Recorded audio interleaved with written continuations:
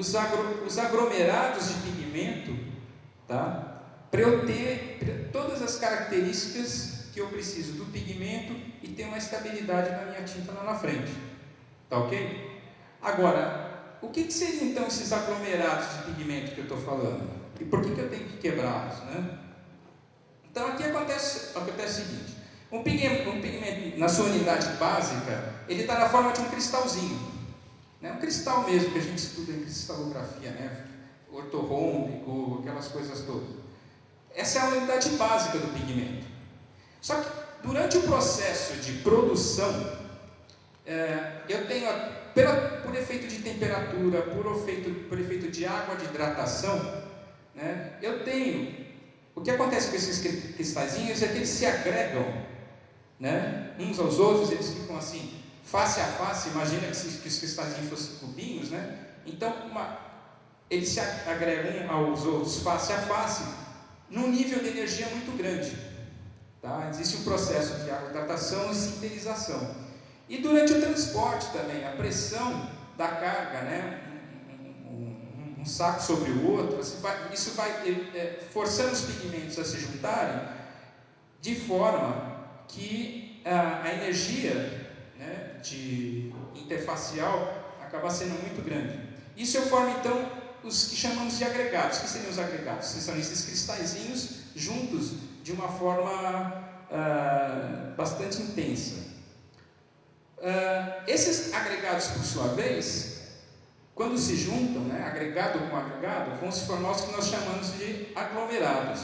Os aglomerados, as interfaces já não são tão grandes. Vocês imaginam, por exemplo, dois cubos. Se eu tenho face a face, a área de junção entre um outro é relativamente grande, então a energia também é muito grande. Já nos aglomerados, que são conjuntos de agregados, essa energia não é tão grande. No processo de dispersão ideal, eu quebraria esses agregados, está vendo aqui o agregadozinho? Eu quebraria o agregadozinho em tamanhos muito próximos, né? Olha aqui, né? Eu tenho aqui todos os meus aglomerados na forma de agregados, tá? No processo de dispersão real, na verdade o que acontece é que eu tenho uma mistura de tudo isso. Eu tenho um pouquinho de aglomerado que eu não consegui quebrar, e um pouquinho de agregado, um pouquinho de cristais na forma mais simples, né, unido um ao outro. Então, a dispersão real, na verdade, eu tenho partículas de quase todos os tipos lá. O que é difícil é chegar no cristal, tá? Simples, porque eu precisaria de muita energia para fazer isso. Tá?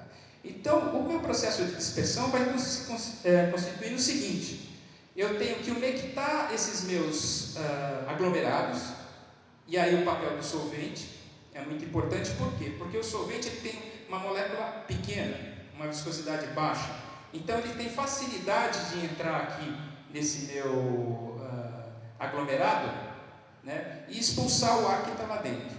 E também ele tem facilidade de remover a umidade. Então, todos esses fatores dificultam a dispersão do pigmento.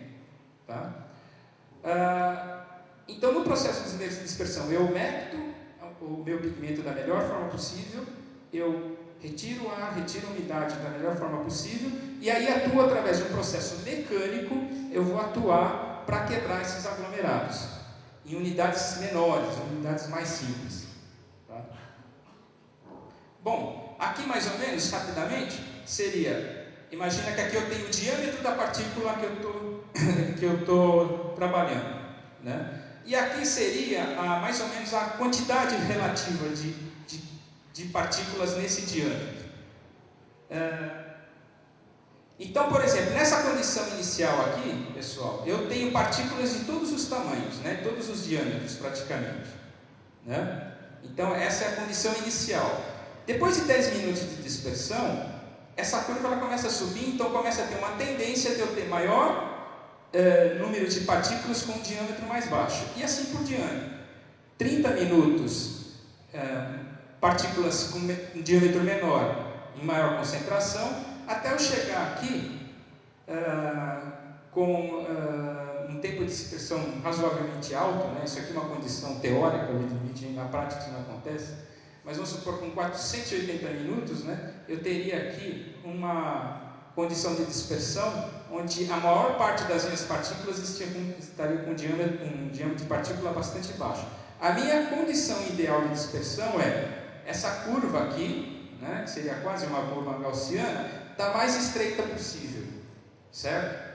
E está mais deslocada para a esquerda possível. Por quê? Porque aí eu tenho partículas com tamanho de diâmetro menor possível, né? Então, de maior número de partículas com menor diâmetro e essa curvinha aqui bem estreita, né? Todas as partículas com diâmetro bastante próximo.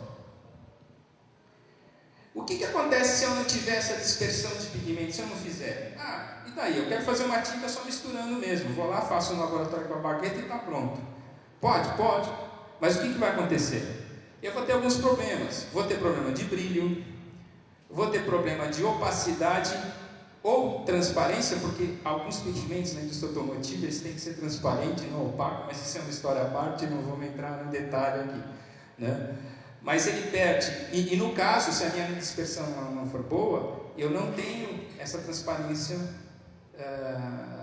desenvolvida, né? E é muito utilizado, só para fazer um parênteses, quando vocês vão nos automóveis, eu uso os pigmentos perolados, aluminizados, e nesses casos eu não posso usar o pigmento um pigmento opaco, que ele vai então perturbar esses efeitos,